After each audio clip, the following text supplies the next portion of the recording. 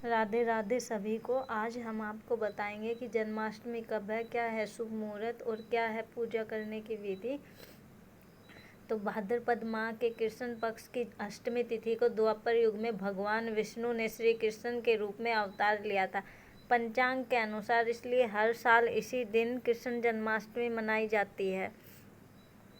धार्मिक मान्यताओं के अनुसार भगवान श्री कृष्ण का जन्म जन्माष्टमी के दिन रोहिणी नक्षत्र में मध्य रात्रि को मथुरा में हुआ था। इस दिन भक्त भगवान श्री कृष्ण की कृपा प्राप्त करने के लिए उपवास रखकर उनकी पूजा अर्चना करते हैं। आज हम आपको साल 2023 में जन्माष्टमी कब है, पूजा का शुभ मुहूर्त, पूजा विधि, पारण मुहूर्त और इसके नियमों के बारे में बताएंगे। साल 2023 में कृष्ण जन्माष्टमी 6 और 7 सितंबर को मनाई जाएगी। अष्टमी तिथि आरंभ होगी 6 सितंबर दोपहर 3:37 पर, यानी जो शाम होती है दोपहर के बाद 3:27 पर। अष्टमी तिथि समाप्त होगी 7 सितंबर शाम को 4:15 पर।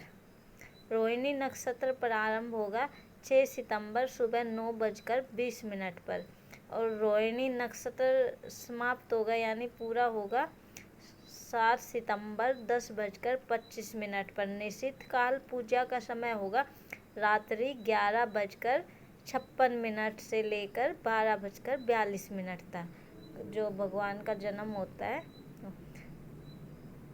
व्रत के पारण का समय होगा 7 सितंबर सुबह 6:09 के बाद। जन्माष्टमी व्रत की क्या विधि आज हम आपको बताते हैं। धार्मिक मान्यता अनुसार जन्माष्टमी पर विशेषकर श्री कृष्ण के बाल स्वरूप की पूजा का विधान है और भाद्रपद अष्टमी के दिन व्रती को उपवास रखकर नवमी के दिन पारण करना चाहिए। सप्तमी को सात्विक भोजन ग्रहण कर अगले दिन अष्टमी तिथि को प्रातः स्नान आदि से निवृत्त होकर व्रत का संकल्प लेकर व्रत प्रारंभ करना चाहिए। पूजा स्थल पर लड्डू गोपाल की प्रतिमा को पंचामृत से अभिषेक कर उनका विशेष श्रृंगार करें।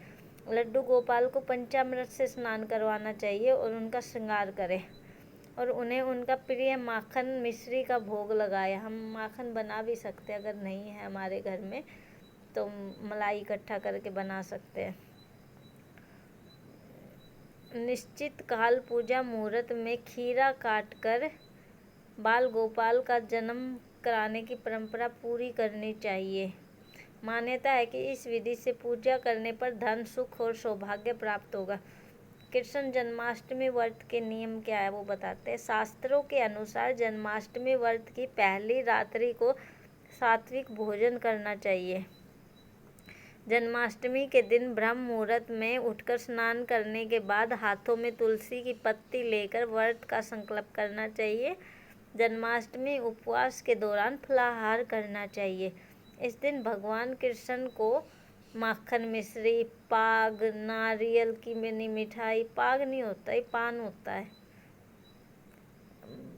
और का भोग लगाना शुभ होता है। जन्माष्टमी व्रत का पारण अगले दिन सूर्योदय के बाद अष्टमी तिथि और रोहिणी नक्षत्र के समाप्त होने के बाद ही करना चाहिए, यानी जो हम अनाज खाते हैं वो बाद में करना चाहिए। तिथि पूर्व समाप्त हो जाए, जैसे अष्टमी को हम कृष्ण भगवान का जन्म मनाते हैं तो नवमी के दिन हमें पारण करना चाहिए।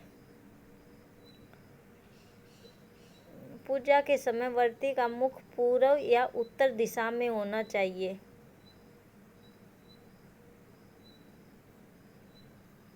अगर आपको वीडियो में जरा भी अच्छी लगी, जरा भी जानकारी मिली हो तो वीडियो को लाइक ज़रूर करें। और अगर किसी के घर में लड्डू गोपाल नहीं है और किसी का रखने का मन है, लड्डू गोपाल घर में लाने का मन है, तो जन्माष्टमी का दिन बहुत ही शुभ होता है। इस दिन हम लड्डू गोपाल ला सकते हैं, बहुत ही शुभ होता है। जैसे कृष्ण भगवान ही हमारे घर आए, अगर हम जन्माष्टमी को लड्डू गोपाल जी लाते हैं तो उस दिन लाके आप उसको बिल्कुल बच्चे की तरह रखें या भगवान की तरह रखें। अगर बच्चे की तरह रखते हैं तो उसको टाइम से खाना खिलाएं, बाहर जाए तो बाहर लेकर जाएं, उसको सुलाएं, उसको भोग लगाएं और हर समय